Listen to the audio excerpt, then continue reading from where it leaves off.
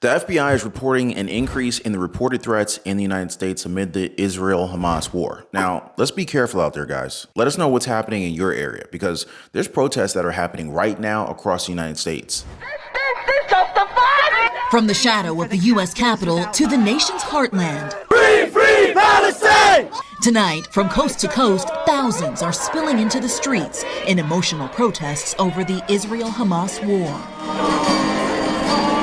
I stand in solidarity with my Palestinian friends and all my friends who want an end to occupation and a just and lasting peace. In New York, where all officers have been ordered in uniform and on duty, more than 1,000 people packed into Times Square, where officials are watching from the ground and above. All of it comes on the day declared by a former Hamas leader as a global day of anger. But in New York, we found peaceful protesters showing up to voice their own perspectives. I feel bad because the people die. Like, what is, for what? Now, really, the scary part about all of this is that most people don't even realize they don't feel what is coming. And before we know it, the White House and Congress could commit us to another war that the American people don't really want, you know? I mean, it looks like they're starting already, reporting an increase in reported threats in the United States amid the Israel-Hamas war. Now, according to FBI Director Christopher Wray, they can't discount the possibility that Hamas or any other foreign terrorist organizations could exploit the conflict to call on their supporters to conduct attacks on our own soil. Senate Majority Leader Chuck Schumer has also said that he would work to ensure that Israel has everything that they need to totally eliminate the terrorist group from the Gaza Strip, adding that he feels vindicated in opposing former President Barack Obama's release of money to Iran in light of Tehran's aid to Hamas. Now, in short, it really does look like war. Definitely some scary stuff, guys. But hey, if our government isn't going to take care of it, we need to stand together as U.S. citizens and take care of things ourselves. And that's why we're sticking together here. One Financial Freedom Fam, 490,000 subscribers strong, right, guys? So yeah, let's first talk about this whole reported increase in threats in the United States amid the Israel-Hamas war. Now, according to the FBI, most of the threats have been deemed not credible by the agency. But then again, Jewish and Muslims institutions have been targeted. And we can only imagine just how many people live close by these different places. A lot of you guys probably do too. So the FBI, along with the Department of Homeland Security, already issued a public service announcement and a bulletin to law enforcement agencies around the United States warning of possible threats related to the war that's abroad, especially targeting Jewish people as well as Muslim institutions. FBI officials have also been meeting with leaders in Jewish and Muslim communities across the U.S. as these threats increase. Now, I'm going to let you guys think about what this could mean for a second. The supposed goal of the meetings, both in person and over the phone, was to tell leaders if they see something that concerns them, and to let the authorities know because they want to keep everybody as safe as possible. But hey, you know, there could definitely be something else happening behind the scenes here. They also noted how the FBI is working to help identify all Americans who've been impacted in Israel, including those who remain unaccounted for.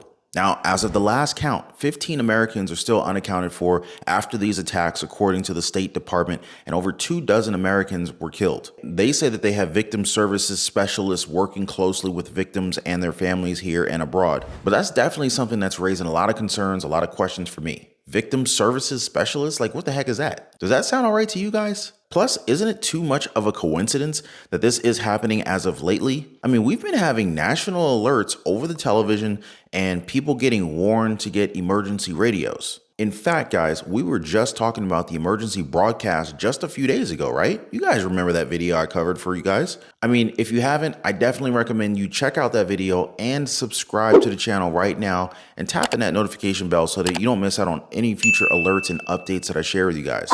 And if you really want to help keep the channel going, support our work, go ahead and light up the like button and check out the channel merch down below. We're definitely going to stay tuned to what's happening as our nation's leaders seem to be all set for war. Senate Majority Leader Chuck Schumer, for one, basically declared war on Hamas by pledging that he's going to work to ensure that Israel has everything that they need to totally eliminate the terrorist group from the Gaza Strip. Now, when asked about House Democrats, including New York Representative Alexandria Ocasio-Cortez, calling for a ceasefire, Schumer just said if the threat of Hamas is not eliminated, they will do it again. Now, Schumer also said that he's pretty confident that Iran won't see a penny of the $6 billion in oil revenue that President Biden agreed to unfreeze in August as a part of a prisoner swap after Obama's 2015 Iran nuclear deal also unfroze billions of dollars in funds. And now, Schumer, the first Jewish leader of either chamber of Congress, he said that he had drafted a long, extensive list of defensive and offensive weapons that the U.S. could send to Israel. And I'm quoting this from the source to help vanquish Hamas. Now, Schumer said that he's putting together a big package after asking them what their needs were. Some of them are for more Iron Dome stuff. Some of them is for 155 millimeter shells. And yes, it looks like Congress is going to give them everything that they need. They told the victims' families as much. Schumer said that he didn't know exactly how big the military aid package would be, but this would be large. Now, the question is, with the way that things are going and the tensions at an all-time high, will the United States be the next Israel? War in the Middle East is a warning of what can happen when politicians put their own ends above national security. Now, Americans are watching the Hamas attacks on Israel and the ensuing war with horror. They're mourning the death of innocent civilians, thinking about their family, thinking about their friends, and they're worrying about the violence in Gaza and how it could possibly very well trigger an even more violent conflict in the greater Middle East. So here's another reason that Americans should be worried. What's happening in Israel right now is a disturbing example of what can literally happen when elected officials use partisan and personal motivations to warp national security. Republicans in Congress have been trying to sabotage what they call deep state for ages now. They've been holding up political nominees and labeling diplomats, officials, officers, and analysts as big woke captives. They probably think that this is all a show to get attention and to get those campaign donations coming in. But as we've seen this week, there's a price to pay.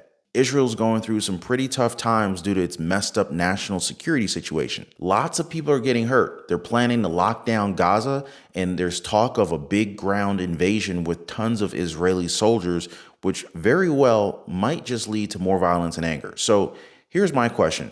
Is this a sign of what could happen in the U.S. if partisan politics take control of national security? Now, don't get me wrong, guys. Partisanship isn't always a bad thing, even when it comes to foreign policy and keeping the country safe. Different parties have their own ideas about what's best for national security.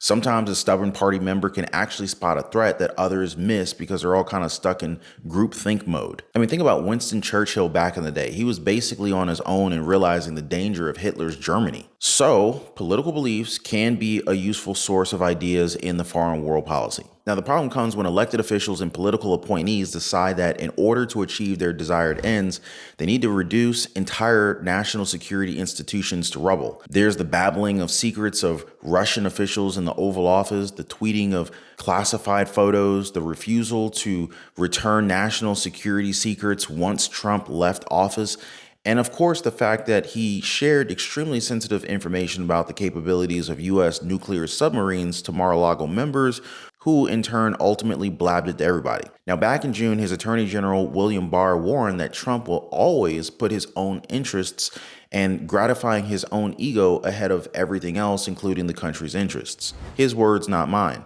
Now, Biden isn't that much better either. Americans have just plain been dissatisfied with what he's been doing, both with the Israel-Hamas conflict and the country in general. The GOP caucus in the Senate has been busy with their plans for foreign policy as well. And one big example is Senator Tommy Tuberville, who's holding over 300 military promotions hostage until the Pentagon stops funding travel for service women to get abortions. Now, this includes top positions like Joint Chiefs of Staff and Middle East theater commanders for Navy and for ground forces. Some of Tuberville's fellow Republicans aren't too thrilled with his tactics, but they're not stepping in to stop him either. And Tuberville's not backing down, even with all the chaos that's going on in the Middle East. Other Senate roadblocks include Marco Rubio and Ted Cruz, who are also holding up multiple Biden nominees. Now, right now, the U.S. doesn't have confirmed ambassadors in Israel, Egypt, Lebanon, and Kuwait. Plus, there's been no confirmed U.S. aid official for the Middle East